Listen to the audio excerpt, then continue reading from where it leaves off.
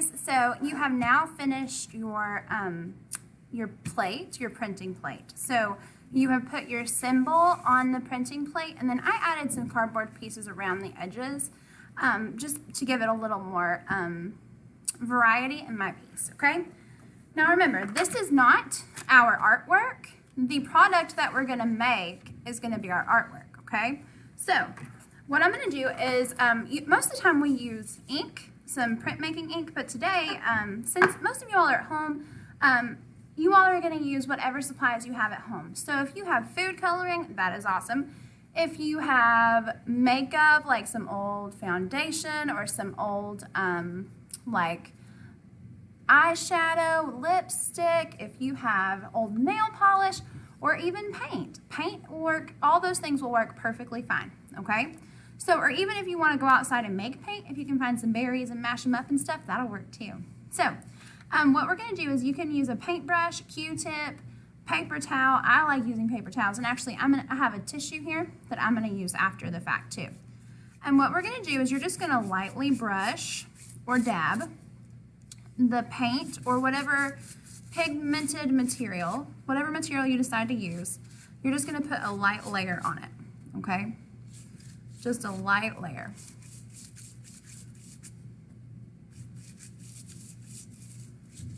Okay, and so just the stuff that's the highest on your printing plate is what's going to show up on your paper, okay? So I know that sounds really, really confusing, but what I'm trying to tell you is that all the little creases and things, like right here, in between the two layers, you don't need to worry about painting that, okay? You just need to worry about making sure there's a little bit of paint on all of the pieces that are higher than your plate, okay? And it doesn't need to be drenched. See, it's just a little bit. Then what I'm gonna do is I can take my tissue paper and I can wipe it off some if I think there's too much.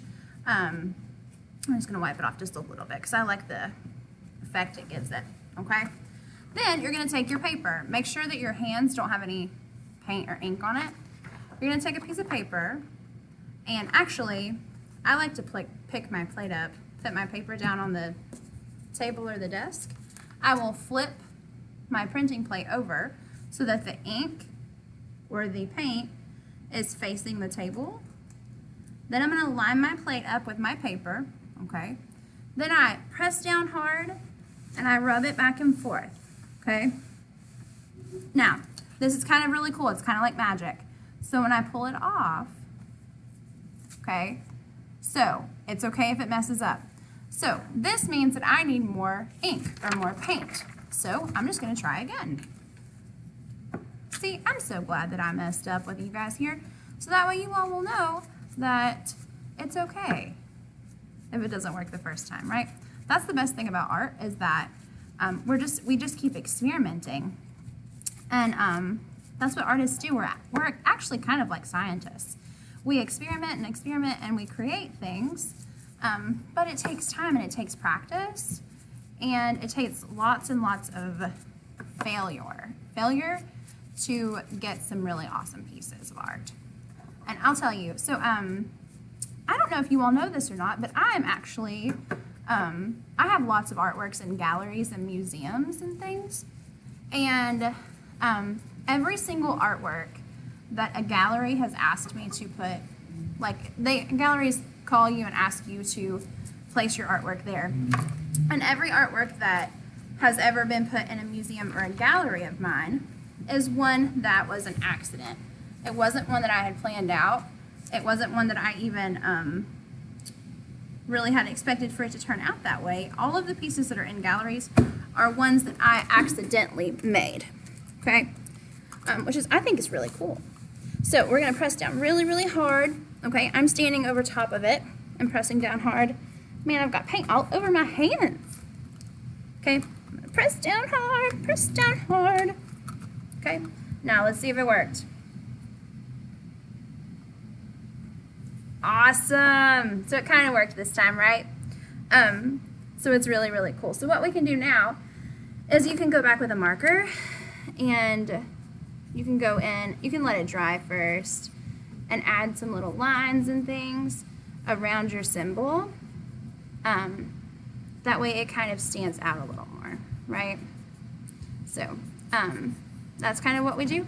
And I'm going to do this several times. So printmaking, the awesome thing about it is that it is created so that way you can make multiple copies of your artwork. So I've done this on this piece of paper. Now I'm going to move it over here. Now I'm going to add more ink or paint to my artwork, okay? Now this time I'm going to show you all a different way of doing this, okay? So if the first way didn't work, where you were pressing down really hard on it, there's another way to do this. And how you do it is you need some sort of spoon or something that's kind of rounded that you can use to do what's called burnishing, okay? So I've added ink to my plate. Now I'm going to leave my plate on the desk or on the table. I'm going to place a piece of paper over top of my plate, okay? And I'm just going to gently press down. That way it sticks down, okay? Then I'm going to get something like a spoon or something that's rounded that kind of has that nice, hard, rounded shape. I'm going to use this battery, okay? And this is called burnishing. And what we're doing is we are burnishing our paper and making sure that we get across every inch of our paper, okay? And this is going to ensure that the ink from our printing plate actually will end up on our paper, okay? So, and this is called burnishing, all right? So you're going to make sure that you go across every inch of your paper, okay? Then I'm going to peel it off, and here we go. You guys ready to see? There it is. So the burnishing way works a little bit easier for my printing plate. Everyone's printing plate is a little bit different, especially if you use like styrofoam. Markers and water will work awesome on styrofoam. And then there's all kinds of different things you can try, and you can make as many of these as you want to. With cardboard, sometimes your plate ends up kind of getting a little mushy at times, but if you let it dry and then come back to it, it will work even better than it did the first time, which is kind of awesome. Some printmakers, when they work with cardboard like this, they'll paint what's called gesso on their printing plate first, and that kind of it kind of hardens your plate, and then it kind of makes sure that your ink won't seep into your cardboard and it won't make your cardboard mushy. But I didn't think we have gesso right now, probably. So, all right. So I put ink on my plate, then I'm going to put my paper on my plate, and I'm going to burnish my plate, right?